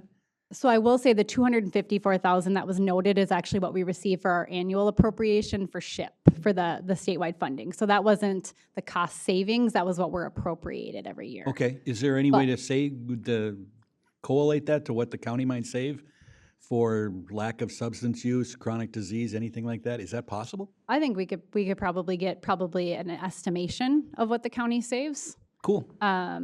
Yeah, we'll work with the state on that. And the other thing, can you send us the slide deck? Yes, absolutely. Oh, Keisha will be on it. Yeah, it'll probably come up here in a minute. And just a note on the opioids, that's a total over, was it 18 years? Yep. So we don't have that just lying in a bank account? No, and it's highly volatile. When what was the lawsuit last year with the big, was it Pfizer? So, they declared bankruptcy, then it went back, and the Supreme Court judged the settlement illegal, and then, it's a highly volatile revenue stream, so. Okay. It's not cash in hand. All right. Any other questions? Nope. Thank you. Keep up the good work. Yes, please do. So at this time then, Nicole, I would be looking for a motion to accept the CHS Administrator's bi-monthly update. So moved. Second. We have a motion by Commissioner Hulls and a second by Commissioner Felber. Any further discussion? Hearing none. All those in favor signify by saying aye. Aye. All those opposed, same sign. That motion carries. Thank you so much for the update, and thank you, everybody, for all of your work. Appreciate it. Thank you. We'll start prepping the room for a closed session here. All right. So at this time, then, I'd be looking for a motion to adjourn our Community Health Board meeting. So move. Second. Okay, we have a motion by Commissioner Gray and a second by, I'm going to give it to you, Commissioner Felber, to close our Health Board meeting. All those in favor signify by saying aye. Aye. All those opposed, same sign. That motion carries. Okay.